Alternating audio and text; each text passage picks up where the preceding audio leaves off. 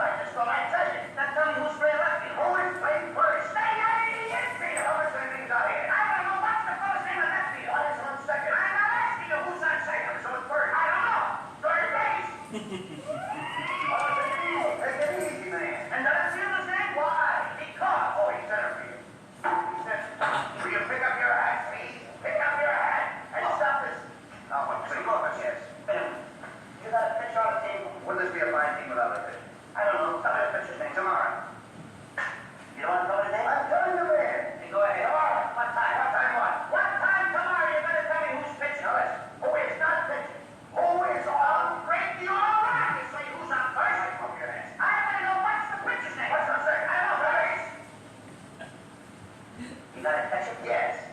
Catch it today. And tomorrow's pitch, now you got it. That's all. St. Louis has got a couple of days on the team. No, I get all that. All right. What do you want me to do? Gotta catch it? Yes. I'm a good catcher too, you know. I know that. I would like to play for the St. Louis team. Well, I'm going to raise that. I would like to catch. Now, I'm being a good catcher. Tomorrow's pitching on the team and I'm catching. Yes. Tomorrow throws the ball and the guy up bunts the ball. Yes. Now, if he bunts the ball, me being a good catcher, I'm going to throw the guy out of first base, so I pick up the ball and throw it to who? Now, that's the first thing you said right. I don't even know what I'm talking about. Well, that's all you have to do. It's to throw it to first base. Now, who's got that, Trudy? Well, that's naturally. Naturally. Okay, you got it. I pick up the ball and I throw it to naturally. No, you don't. You throw the ball to first base. Then who gets naturally? Okay, all right. I throw the ball to naturally. No, you throw it to who? Naturally. Well, that's it. Saying nothing. That's what I said. You did not. I said I throw the ball to naturally. No, you throw it to who? Naturally, yeah. So I throw the ball to first base and naturally gets. Oh, you throw the ball to first base. Then who gets naturally? That's what I'm saying. I'm saying that. I'm sorry. I throw the ball to naturally. No, no. Naturally. Well, say it that way. That's what I'm saying. No. I throw the ball to first base and who gets it? He better get it. All right, now don't get exact. Take it easy. Good. Now I throw the ball to first base. Whoever distracts the ball to the guy runs to second. Who picks up the ball and throws it to what? What throws it? I don't know. I don't know. Throws it back to tomorrow. A triple play. It could be. Another guy gets something that's a long flag ball to be called. Why? I don't know. He's on third, and I don't care. Okay. I said, I don't care. Oh, that's a shortstop. Here.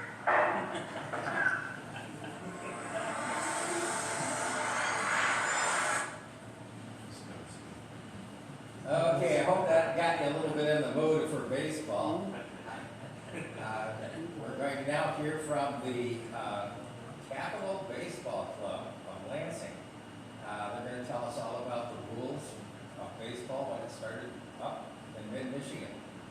So go ahead, guys. First off, good morning.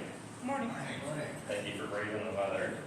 Blue skies right now, but we don't know what's coming today. So we made an unfortunate call to cancel the game 8:30 this morning. So we let Flip know that I had to make the drive out here. So that being said, we put a lot of work into today, and we want to make sure it happens. So I think one of our priorities for next season, we'll make sure we bring Bitches Baseball here to Mason next year too. But starting off, my name is Brian Page. I'm a 34-year-old Metro Detroit native. I've lived on the west side of Lansing for 10 years now. I work at the Michigan State Capitol building every day. I'm an exhibit designer, an artifact handler, and web designer out there. So one fun fact about our vintage baseball community is that we love nicknames. So my nickname, naturally, is Capital. I'm joined here by two very good friends and teammates. I'll let them introduce themselves loudly. My name's Ben. I go by Professor. I'm the captain of the team. I'll stand up too. Yes. Hi, good morning, Matt, counselor. And fun fact, actually, my wife and I are Mason residents. Kim grew up a couple blocks from here on Elm Street, over west of town, past Darrell's. Why are you counselor? Counselor reflects my day job is as an attorney. So, it's kind of a lot of times they'll reflect those kind of tie-ins. I had an uncle who played for a long time. He was a dentist. He went by Sawbones. But sometimes he had an alternative persona. He was called Parson because he also pastored at a local church too. So, but a lot of those kind of nicknames tie into those kind of professions or hobbies as you go in and out of here. Oh, Professor. Yeah, I was a teacher, Spanish teacher specifically, and they call them profe or professor. So my nickname is Professor Teacher. Very good. So outside the workplace, the three of us share something in common, and yes, it has to do with these snazzy uniforms we have on here today.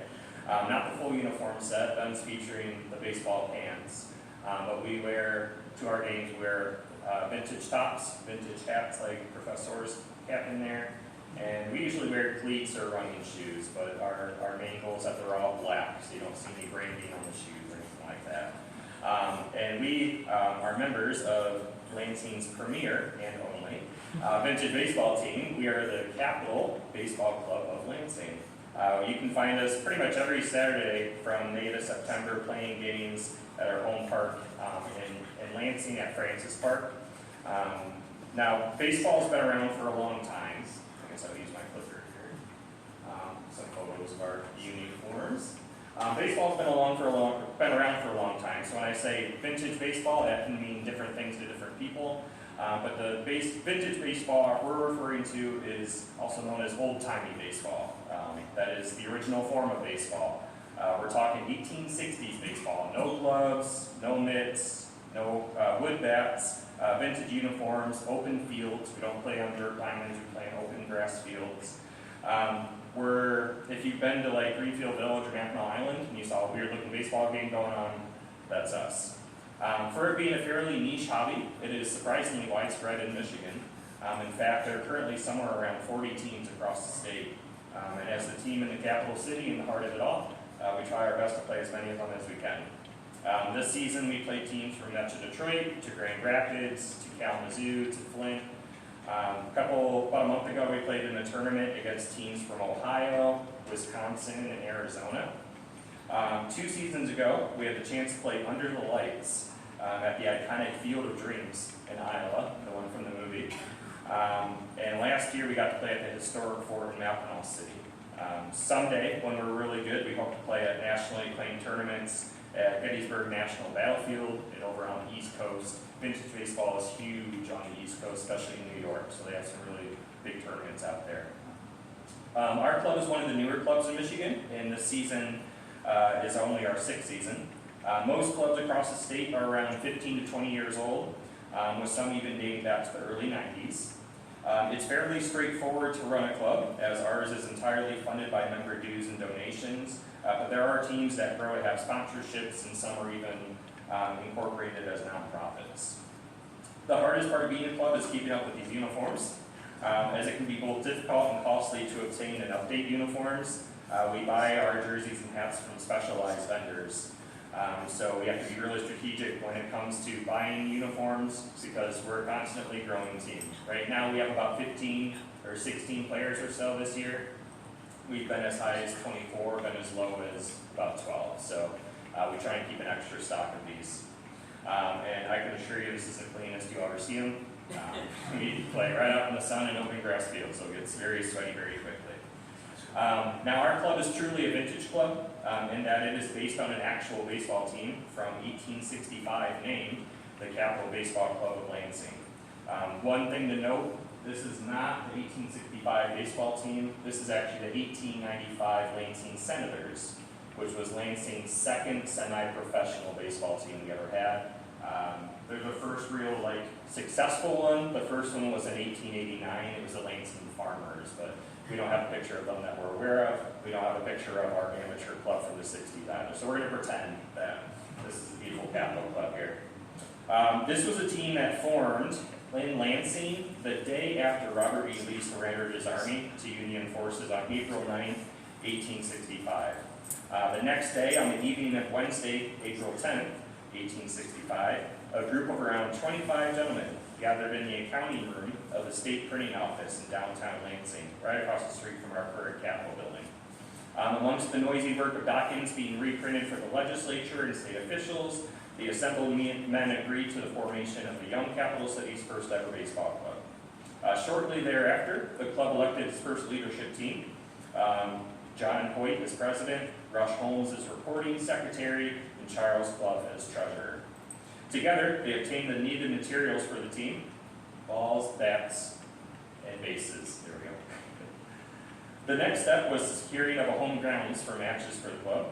The club leadership worked with the Central Michigan Agricultural Society to establish the new Lansing Fairgrounds, which was located at present-day Martin Luther King Jr. Boulevard and Olds Avenue. The fairgrounds would become one of Lansing's premier outdoor spaces up through the early 1900s, attracting events until it was given to the Olds Company in 1903. When we were trying to lure Orioles back to Lansing, we gave him the fairgrounds, and he eventually turned it into a parking lot. So the GM River plant there, our fairgrounds was on the side of their parking spaces. So, at a team meeting of the team on April 26, 1865, the team prepared their first set of matches, a best of 3 series with the newly formed Star Baseball Club of the Agricultural College, 3 miles down Michigan Avenue. The first game would take place at the Agricultural College, the second game at those Lansing Fairgrounds, and if needed, a third rub game to break the tie at a neutral site, the home grounds of the Owasso City Baseball Club. The first of the 3 matches took place on May 10, 1865, with the Capitals traveling the horrendously bumpy Michigan Avenue from Middletown, Lansing, present-day downtown, to the developing east side of town. A spirited affair unfolded on College Lawn between the Capitals and Stars, although the Capitals were defeated in their first ever match as a club. A few weeks later, however, the Capitals had the opportunity to avenge the loss in the series second contest. On a sweltering Saturday afternoon at the Lansing Fairgrounds, the Capitals defeated the Stars, the college boys, by a whopping score of 22-48. The club surely earned a few new followers from the large crowd that had gathered to cheer on the home side. With the series tied at 1 apiece, the rub game was scheduled for June 3rd, 1865, on neutral grounds in Owasso. But while the Capitals arrived ready to play, they were only able to warm up before receiving word that the Star Club had very unceremoniously flunked entirely out of their challenge. A little college pun there. Giving up the ball without a pitch to play for it as a club. The Capitals then had a little bit of fun, proclaiming in the local paper that the Capital Baseball Club hereby cautions all baseball clubs against giving or receiving any challenge from said club, as the Stars have failed to shine, as well as refusing play under circumstances which were not in the least excusable. With the cheeky jest out of the way, the rub game was rescheduled for a few weeks later on the afternoon of Friday, June 23rd, though not without a conciliatory relocation from the neutral grounds in Owasso to the Capitals' home fairgrounds. To compensate for the home field advantage, the Capitals agreed to allow the Star Club to supply the umpire for the match.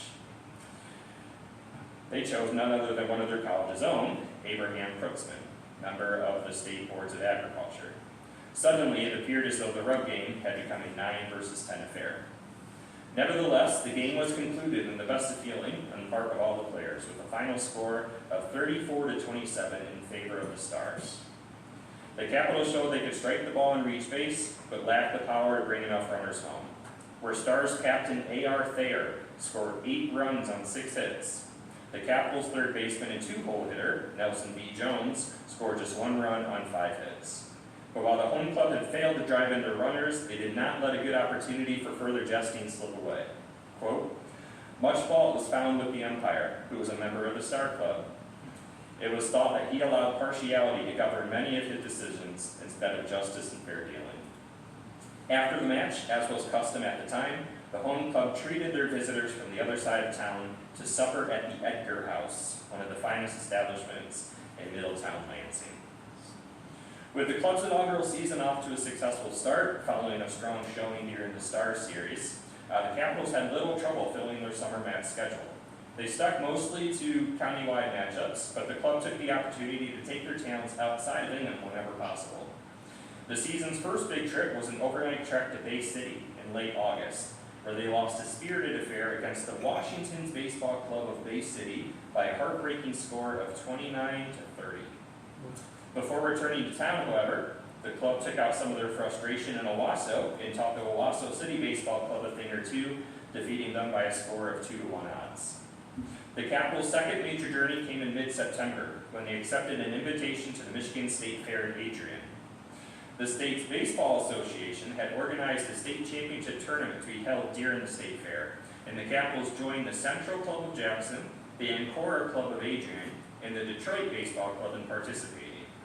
To advance to the championship, the Capitals first faced the Jackson Club, but after a lopsided 14-45 defeat, the Capitals could only watch as Jackson advanced to face Detroit, who had defeated the Adrian Club in the championship.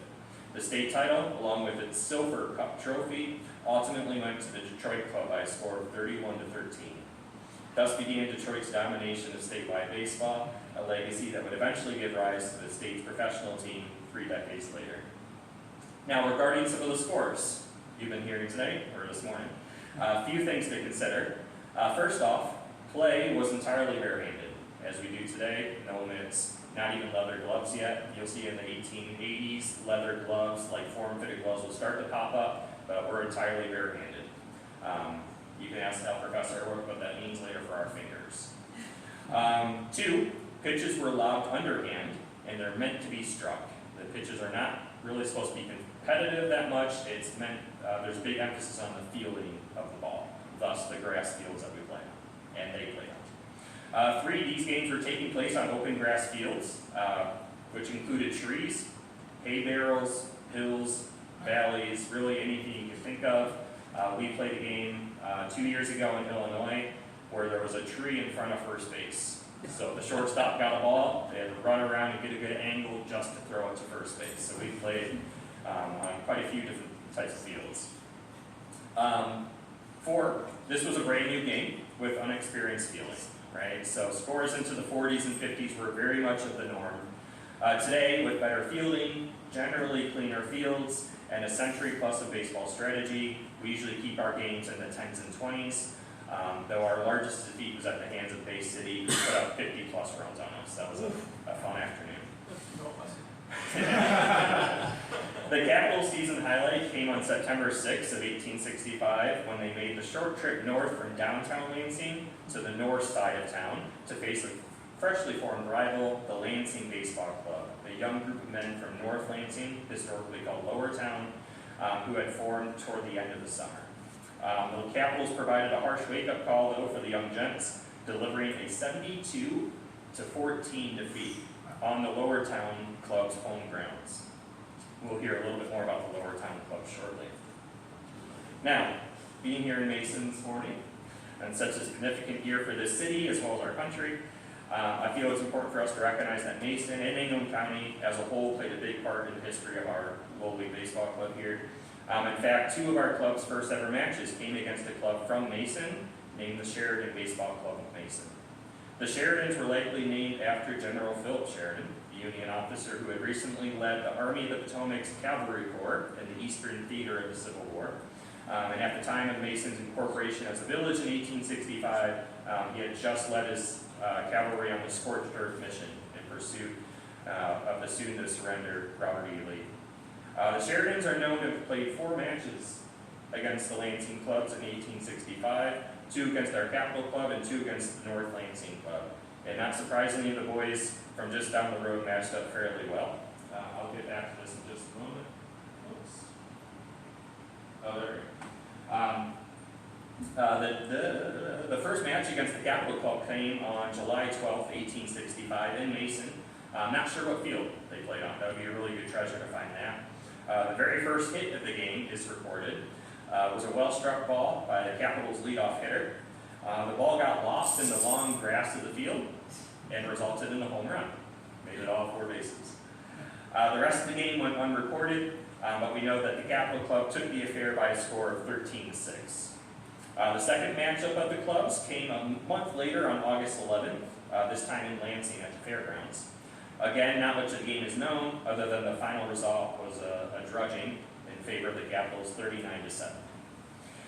Though they had lost their 2 matches versus Lansing's better club, the Sheridans fared much better against Lansing's North Side team.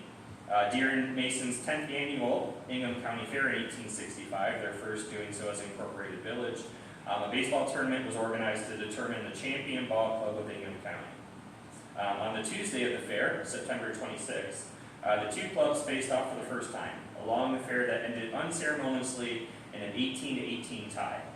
The clubs agreed to continue the match the next day with a 5-inning-long rub game, tiebreaker game. Mason was able to pull ahead and won that one by a total of 5 runs.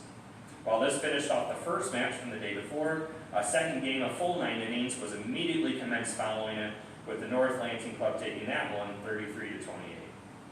A final rub game was decided between the teams on Saturday, October 4th. This one was a doozy, with play going on so long that it's reported that players could barely see the ball in the dark of the night. And a Mason victory of 51-45. And to our delight, we were provided a box score and club rosters from a couple of these games. Now, unfortunately, we are not provided with full names of the Mason men, though I'm betting that we have some talented genealogists in the crowd who might be able to hunt them down. It'd be really great to know more about them, you know, how old they were, what occupations they had, if they lived in Mason or elsewhere. This is a score, or a box score from another one. So you'll see a fairly similar lineup, but teams are known back then to have big squads. For instance, we had 25, at least 25 in 1865, so players subbed in every now and then. You get some changing of positions. We try and do that a lot just to keep it fun. We try different positions out, although pitcher is usually pitcher. So you see Putman up here, pitcher in both of these affairs. Teams also supplied, usually the home team supplied an umpire, who we call an arbiter for the game, and then both teams had scorers keep track of stats. And really all the stats they were keeping track of were, not exactly sure what HL is over to the left, probably hits and something else, I'm not sure what the L is, and then runs on the other side. Today in our scorekeeping, we keep track of at-bats, time to reach base, runs, RBIs, and steals is what we really try and track down. Though if the professor hits a home run, we make sure to make a mark of that too. For the Capitals, for example, I've been able to track down a handful of the club's leaders due to their involvement in both state government and the war. Our first team captain, William A. Barnard, was a young man in his early 20s who enlisted out of Lansing to the 20th Michigan Infantry Regiment in August of 1862. Barnard earned promotions throughout the war, rising as high as first lieutenant. In the August of 1864, during the infamous Crater incident at the Battle of Petersburg, it's a fascinating story, we'll talk about that later if you'd like. Barnard was taken prisoner and passed through several Confederate prisons in South Carolina for about 8 months until the war finished in 1865.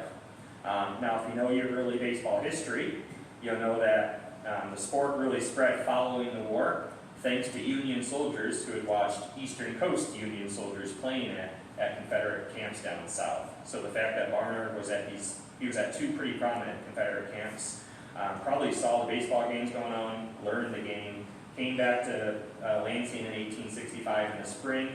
In fact, a month and a half later, he's elected captain as the Capital Club. So he probably played a big part in teaching the game to our Lansing boys. Another man of note who led the club in 1866 in our second season was Stephen Dewey Bingham. Bingham was editor of the highly influential Lansing State Republican newspaper, today of course the Lansing State Journal. Bingham was 40 years old. He was a staunch abolitionist and would later serve as both Lansing postmaster and the state's legislative postmaster, two really big political positions. Bingham was considered one of Lansing's prominent early settlers and businessmen, and though he had a reportedly awkward frame, he had an immaculate head of hair. And also of note, when he died in 1914, he was reported to be the oldest living Freemason in the country.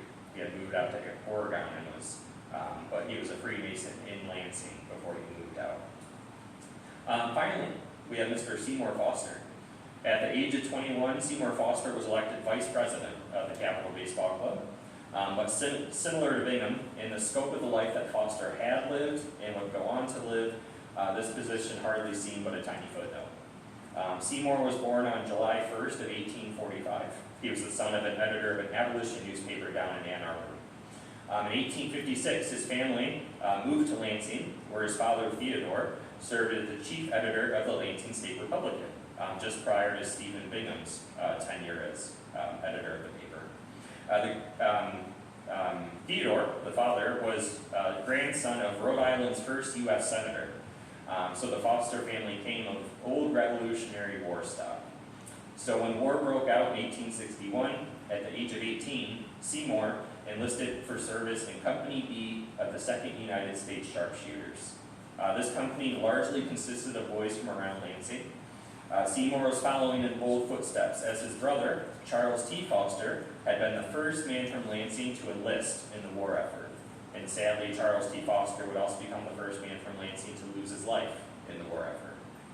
Seymour saw his first taste of action at the Battle of the Wilderness, and would see many more skirmishes during his time with the Army of the Potomac.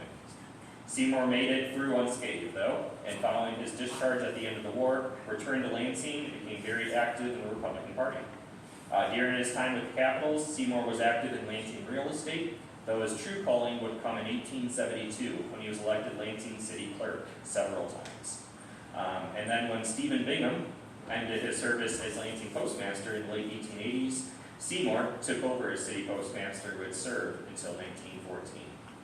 In all, Seymour lived in Lansing for 72 of his 88 years, and today is historically regarded as one of Lansing's most venerated pioneers.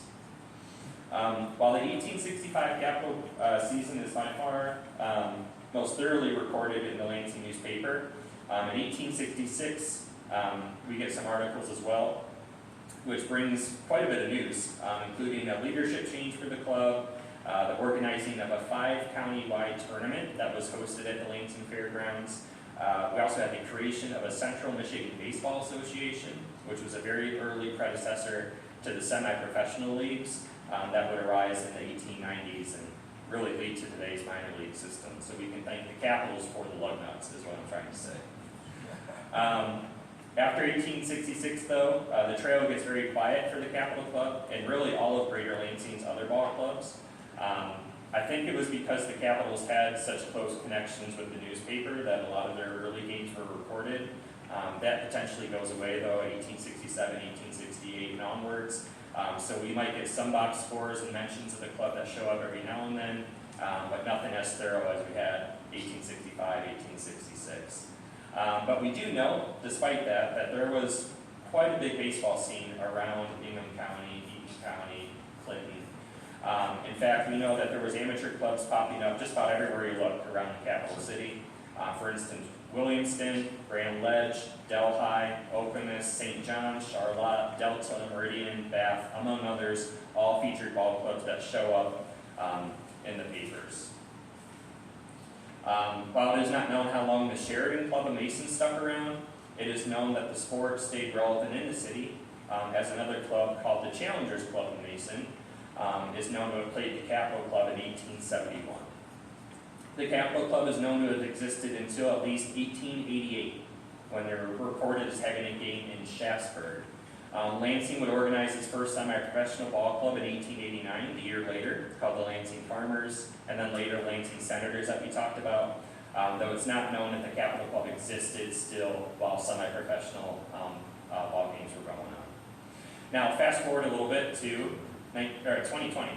Amid the COVID-19 pandemic, Lansing resident and Bay City native Michael Jerema returned to his hometown of Bay City for a weekend and witnessed a unique outdoor pastime in which his friend was participating. After watching his friend catch for the Independence Baseball Club of Bay City, Michael returned to Lansing with an idea to establish a vintage baseball club for Michigan's capital city. After designing a Block L logo and creating a corresponding uniform, as well as turning and painting a set of wooden baseball bats to vintage specifications, Michael set out to recruit players. But where the 1865 Capitals had relied on their best medium of the time, the local newspaper, Michael turned his most effective medium of his own era, the internet. A post on Lansing's subreddit generated interest from 15 individuals, including myself, El Professor, and Counselor. We've been around for 6 years now. And the team embarked on its inaugural season in 2021.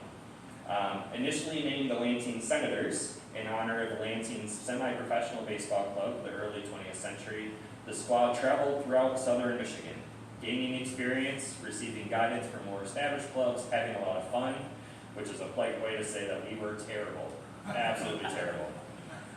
In 2022, following further research I had done and happened upon the discovery of that 1865 Capitol Club, a more vintage-appropriate club, the Senators officially rebranded as the Capitol Baseball Club, reviving a name first carried by the city's earliest known organized baseball team. So with that, I'll turn it over to El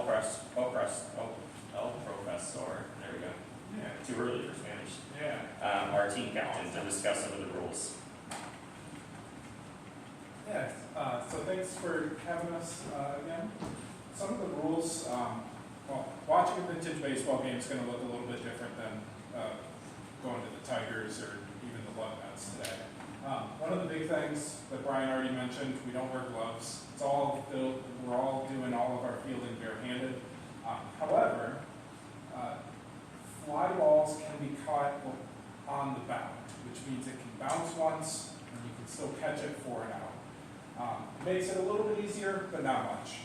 And even after 1865, when it was changed to only on the fly, you could still catch foul balls on the bound, so they could still bounce once and it would be considered an out. Base runners do not need to tag up though.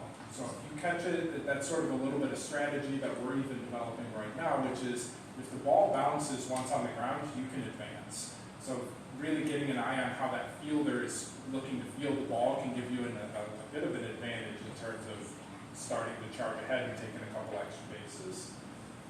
If the ball, another big change that a lot of people have to get used to is in the modern game, the ball is considered foul where it crosses first and third base. So if the ball touches fair past those bases, it's a fair ball. Here, it's where the ball first strikes the ground. So if the ball, and it's even like quadrants of home plate is considered fair. So if it hits fair a foot in front of home plate and then goes a mile foul, that is a fair ball. And that is still in play. So some of our fans even need to tell, don't interact with the foul ball because that could still be in play. We're not entirely certain that this would have been used in the 1860s, but some teams on the East Coast have this sort of hatchet swing that will hit the ball foul or fair and then go completely foul. It's a real pain to field, but it's taking advantage of those rules. Another thing, had we had a game today, which unfortunately it's been called due to some potential weather, fields are grass open fields. As Brian said, there was a game where someone hit a home run, not because he hit it a long way, but because it got lost in the grass. So the games are played on an open field. Generally we play with no diamond, although there are some teams that play on an actual diamond here, but Francis Park, where we normally play our games, that's just an open grass field. They play soccer and rugby and stuff on it. It can definitely lead to some interesting hits. I think a couple of the home runs that Brian mentioned as well are really just because nobody can find the ball. So there's no fences to keep the ball like, hit it over this and it's a home run. It's just as fast as you can run and as fast as the fielders can field it. Pitching also, big change. It's underhands, and you generally have to deliver it with just a straight arm. So you're generally not putting any spin on it. The ball is pitched so that you hit it. Because the main emphasis of the game is the fielders versus the batter, not so much, Scooble's no longer on the Tigers, but Scooble would have had a real bad time back in 1860s because you're not pitching for a strikeout. You're pitching to put the ball in play, and then the fielders deal with it. There's no even like pitching rubber. It's just like a 4x6 box that you're pitching out of, and some teams pitch like you got to go into the box to throw it. Others say you have to stay within that box. I think there's maybe a little bit of controversy within even our own group on like where exactly you were supposed to throw, but I believe we generally play that you got to stay in the box the entire time you're pitching, and again, underhanded. Just like today though, our bases are 90 feet apart. Just really the big difference is that pitching mound is a little different. As I said, fielding is entirely barehanded. Really, like Brian said, gloves weren't introduced until the 1880s, and even when they were basically workman's gloves with the tips cut off. And if you were wearing one of those, it was like I did because you were coming back from an injury of some kind. So, breaking fingers. I think one of the first games I was in, someone broke a hand. and a leg, completely unrelated people, and I don't think the leg was regarding the base, but that was actually over on the old Tiger Stadium lot. But fielding is entirely barehanded. It makes catching on the bounds and even catching on the fly a little bit more difficult, but it's once you get used to it, like some of the good teams are really good. You would imagine, you would think they're wearing gloves. They do it that well. Another thing, and it's sort of a trial of passage for vintage players, there's no overrunning first base. You don't get a freebie if you get to the base. You got to stick every single one of them, with the exception of home base. Generally, it's understood as well, that third point, gentleman's leadoff. It's understood that they would have been open stealing, running as soon as the pitcher enters their motion and whatnot. However, we do something called a gentleman's leadoff, meaning people have, you can take 2 steps off the base and then we steal on the muff, meaning the ball touches the ground twice or hits the catcher and then goes off somewhere else. Especially since we generally have some older folks as well on various teams, makes it a little bit easier and we're not quite as doing as much damage to our bodies, or we can save a little bit more for some of the later games. Another thing here, the second to last point that really can make some people a little squeamish is the umpire, or as we call him, the arbiter, isn't the end-all be-all of the game. Generally, they're only, what's the term? Generally, they're only supposed to decide on things like foul balls, or if the teams can't decide what the play was. So we generally have it so that, or the game is generally played so that the 2 people involved in a play will say like, yeah, I'm out, or no, you got me, or, I'm safe, or something like that. And it's only when they can't decide and when their captains can't decide the end result of the play that they go to the arbiter. They don't have stuff like video replay to watch pixel by pixel. They just say like, I don't like you, you're out, or I called you safe last time, so you're out this time. That can be a problem if the umpire is biased towards a specific team, but, and you can ask counselor about this, sometimes you really piss people off because we're all human. And I may have called a foul, or a fair ball foul for counselor once that he disagreed with, but that's the nature. We were playing in Lansing Stadium in front of actual crowd. Yeah, oh, yes. I blocked that part out. But we're all human, and the game is understood to be people calling it as they see it or as they feel it, really. And then lastly, no balls, or at least lastly for right now, the ball is expected to be hittable, and the umpire doesn't generally start calling balls and strikes until it's apparent that you're intentionally not throwing to the batter or intentionally not swinging at things that you should. So you might hear something like striker to the ball, which is the umpire's way of letting them know you're not swinging at hittable stuff. I'm going to start calling strikes, or what is it? Strike or pitcher to the plate or something. Something along those lines. I'm drawing a blank right now, but that's the opposite. Pitcher, you're not throwing a hittable ball, or you're not throwing it where the striker wants it. We're going to start calling balls. And generally, those are with people on base, but it happens. Now, our games normally take place at Francis Park. Generally, unless they're otherwise noted, and you can find our schedule online as well. I believe Brian even prints some of those off as well. Our next game will be in Portland, and that one's going to be at Portland, Michigan, clarify. But that one will be at a 4 o'clock start. However, most of our games, we generally are warming up at about 12:30.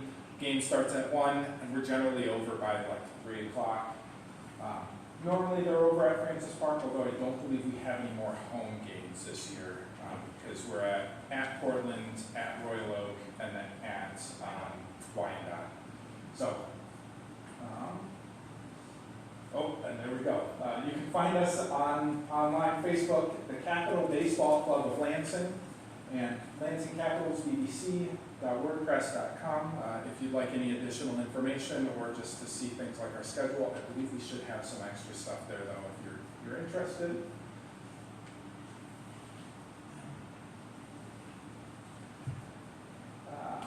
Okay. That's it. Okay. I know previously we've had some of our like the actual ending schedules and stuff like that. Thus far, we haven't lost something 70-14. However, we're actually doing really well this year. But our worst loss was at the hands of the Rockford Stars, 20-1. So sometimes they can get pretty ugly. However, generally at least this year, we're sticking with it. And I think we're doing a really good job this year. So, Counselor, I know you're from Mason. I don't know if you'd like to say any extra words or anything, or. Yeah, so it's much like, any group hobby, it's about the people you're with. And it's a pretty cool group of people in Lansing. And generally, it's a pretty good group of people in the other teams as well. I will say, and I think Brian might be able to back this up a little bit, I think, is the modern vintage baseball.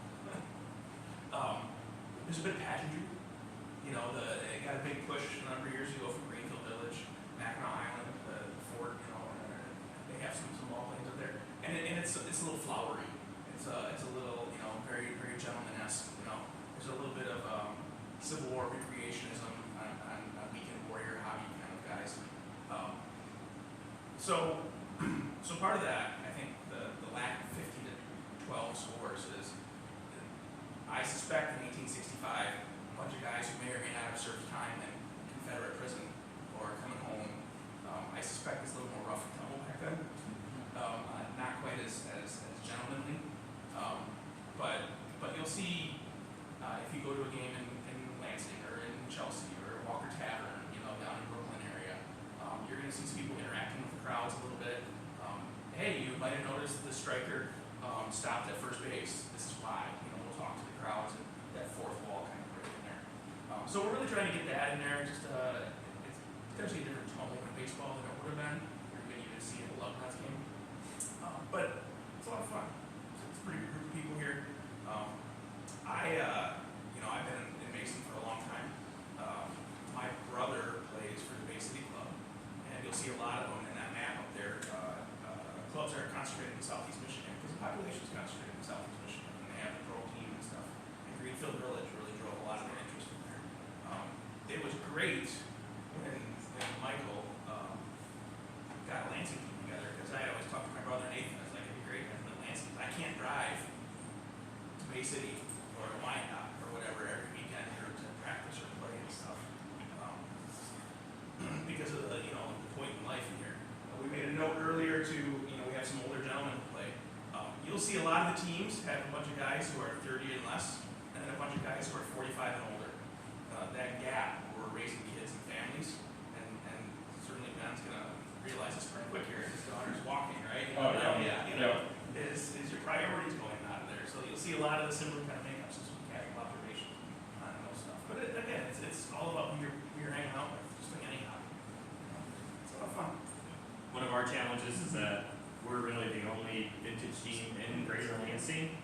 We would love to get some other local teams around us so we can do scrimmages and better practices and easier game, pop-up games and stuff as well. So one of our big things we're striving for is to have games in communities around us. So hence what we were trying to do today before the weather stepped in. But we have a presentation at the Grand Ledge Historical Society next month. And I think next year we'll try and get maybe a game in Grand Ledge. Definitely try and get a game here at Rainer Park next year, and see where else we can head out to, just to try and spread the game and get some other teams to pop up. That would be really great. So if you know anybody, have anybody in mind, send them our way, and we'll work with them. They can join us, or we'll get them to start their own. So yeah, thank you so much for having us out here today. Really, really appreciate that having us, and yeah, we'll take some questions. I have a couple questions for you Yeah. guys. First of all, I haven't attended any of your games. Is it common to have live music there, like a cornet band? We have not, but we've, for the past 3 years, we've been invited to play before one of the Lucknuts games. Usually before July 4th. This year we played a little bit before that. But at our game this year, there was a brass quartet that was going around the stands playing, and that would be so we got their business card, so we'll try and make that happen in the future. Also, Yeah. you asked about the location of that first game, and here in Mason, the fairgrounds at the time were on the south part of the city, where the intersection of Kip and Jefferson, where the McDonald's is today, Yeah. across from Myers. That was the first county fairgrounds here in the county. Okay. So that was very So likely they that saved place to, that's where they played. Yeah. And then the county, then they moved, years later, they moved over to Rayner Park, and moved the Okay. whole county over there, the fairground. But the first one, that's what my guess would be where they played that first game. Very nice. Yeah, I agree with that. Did I have it right that fairground, they started doing the county fair in 1855? The county fair was done in the downtown Mason area. Okay. We have the Sun-Drive Music Fest now. Okay. But the fair, or excuse me, the first fairgrounds was out of Kip and Paul, that area, Meyer, Okay. around Meyer. And then in, I believe it was the 1830s, they moved it out to its current location. But Rayner Park was mostly used by the Rayners for cutting ice in winter times. Oh, really? Yeah, so it wasn't completely developed, but then it got developed normally in the early 1900s Okay. to a park, but it didn't become a fairgrounds until later. Okay. Very cool. So, you're the captain, right? Yeah. What does the M stand for on your uniform? Yeah, so that was part of our trial today, is that we were going to have a game here at Rayner Park, and I made 11 or 12 patches that we were all going to don to commemorate the Sheridan Baseball Club in Mason. So this is a Mason M. So you'll see these next year. The font's wrong. You go back to our military room, which is on this wing where most of our museum is. Okay. You'll probably see in the Civil War pictures some of the people who were playing baseball Oh, very later cool. on. Yeah. So, and I noticed some of those names were familiar. Yeah. Steel, for Yeah. instance, and we have a Steel Street School now. Okay. Very cool. I've got a question about the rules. I mean, if there's a soft ball, let's say the third baseman, he catches it, that's an out, right? Right. So he catches it without the glove. Yeah. Or if it's one bounce, and then is it automatically out, or do they have to throw it first? No, it's automatically now. So there's two rule sets in vintage baseball. There's an 1864 rule set and an 1867 rule set. So the 1864, what's that? 1880. 1880. Well, third one. Sorry, 1860. Yeah. Oh, 1860 rule set. Okay. So 1864 rule set, which is what we play by. If you catch the ball on one bounce, no matter where it is on the field, that is an out. You don't have to throw it to first to get the runner. It's an automatic out, almost like you call it on a flag. Infield or outfield, anywhere on the field. If it's a foul ball, you catch it on one bounce, that's also an out. It's called a bound out. In 1864, you can also catch it on the fly. That's an automatic out. 1867, they do away with the bound outs in fair territory. So if it's in fair territory, you have to catch it on the fly for an out. Otherwise, it's a ground ball, you have to throw it first. They still have bound outs though on foul balls. So in 1867, it's a foul ball, you can still catch it on one bounce or the fly. Yeah. That's the main difference you'll see.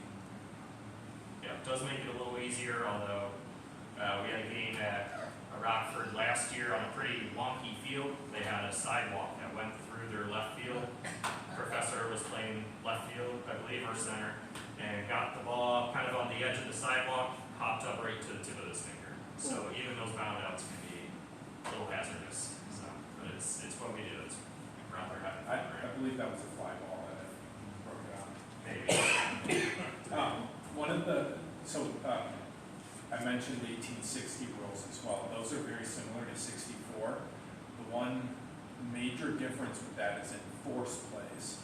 So in modern ball, if the ball is hit to the first baseman and there's a runner on first, if the first baseman tags first base, that runner going from first to second is no longer forced to second. So any out would need to be a tag out of that runner running between first and second. In 1860 rules, it's very similar to the 64 rule set. However, in that case, the ball is hit to the first baseman tags first base, the runner from first to second is still forced to second base. So a throw to second would still get them on a forced play. So really each team that plays has their own ground rules, so to speak. And that can really impact, that generally decides, are we playing 64 or 67 rules that day? And then also, we have some very interesting fields. Those of you who play this at Greenfield Village, you know that they've got a train track going through right field, and they have specific rules for that. Other teams will have, there's a team in Rochester who has a very beautiful, beautiful park. However, in left field, and I know this, I'm personally experienced with this because I usually play left field, there's a tree. And if the ball is hit into that tree is considered an extension of the ground. And they play fly rules, which means if you hit it into that tree, it's an automatic hit. So they, not entirely, or we're not sure that this is the impetus for stuff like the ground rules and whatnot. However, teams that are used to playing on their fields become accustomed to the intricacies of their field. So that Rochester team is really, really good at hitting it into that tree. And it can make it very frustrating for opposing teams to go there, but they're not invincible. So it's definitely, it's a great group of people that usually play this. And you get to travel around the state a fair amount, but also get to see some very, very interesting fields and experience some very unique places to play baseball. How long would you say the captain's meeting is talking about ground rules before a match? Usually we've got a lot of shorthands because it's generally we're playing 64 rules or we're playing 67 rules. However, in the case of something like a Rochester where they have some very unique things, usually short answer to your question, probably like maybe 5 to 10 minutes. But it happens in every match is the point, right? It happens every match. Every field is a little bit different, So we'll talk about it. normally we'll play, there's, well, I've got another story for you, but generally we have to talk about everything. What happens if it hits a tree? Are we playing 64, 67? What do you consider to be a muff? There are different interpretations of that. Another thing is, do you consider the players to be the bound? So, like Brian said, we play 64 rules, which means you can catch it on the fly, and that's considered an out. You can catch it on the bound, and that's considered an out. But what happens if I go to catch the ball and I miss it? Most teams, we play, you can try to catch the ball on the fly, but if it hits the ground, you can still catch that for a bound out. Some teams play it that the player is an extension of the ground. So as soon as it hits the player, that's considered a bound. Then if it hits the ground, that's a hit. You can run to first or second or whatever. Going back to ground rules, Bay City has a tennis court in left field and a pond that is in play in right field. And our first year, we were getting shellacked by Bay City, and they hit the ball, and I mean, it's a far distance. They hit the ball into the pond, and you gotta go after it. So, at a minimum, because these balls are $15 a ball. So, you gotta go retrieve that ball. And we had a player jump into the pond, and unfortunately it was still a home run, but they gave it their all. So, it definitely takes a little bit, and some teams even, going back to the original question, some teams even will send us their rule list of if it hits a tree, this is what happens. We play we play with this interpretation of what a muff is, and so on and so forth. So, yeah. Is it possible that the term ground rules goes back to the fact that each field was a different kind of ground rather than, I mean, because it doesn't make sense if you've got a regular diamond that's Yeah. the same. My personal opinion would be it probably comes down to something like that, but I don't know if we found any I'd say for sure, if the evidence. ball bounces over the seams, it's out of play, so that means like hopping into a pond, bouncing into a pond. I would guess something like that, because, they didn't, the only thing that because we use an old time book that has the rules printed and so on and so forth. Really the main thing that they describe is the outline of the infield, and that's about it. So anytime you're hitting something like a home run, it's not that necessarily that the ball has gone over some far off fence. Talking back to Bay City, that tennis court's also in play. Now, you're not getting to the ball in time to stop them from hitting a home run, but they've got to run around the bases. If you're just walking, chances are you're going to get caught out probably sometime between second and home. Yeah, so Professor has had 3 home runs in the last couple of years. Yeah. One of them got stuck in a bush. Yeah. The other one I think was, that one I was really impressed with because that was against Northville. And Bay City got stuck in a bush. Northville, I think they overthrew the third baseman, and so that let me go. And then the fourth one was just recently, and I think it was a similar thing where they just slightly overthrew it. But Professor strikes the ball well. I hit it a lot farther than you. And I've never made it past third base on a ground. I mean, I've done that twice. Yeah. And one of them got hung up somewhere.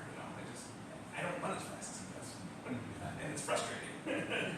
But it's and especially when we play the mound, is after my first at bat, I'll hit a ball really well, strike it well, and then the left fielder will be playing very deep, and I will launch something out 300 feet away from home.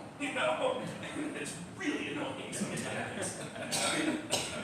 The other thing is normally, if you watch a Tigers or Lugnuts game, the ball goes over the left, like one of the outfielders' heads. Yeah. You're running for a while.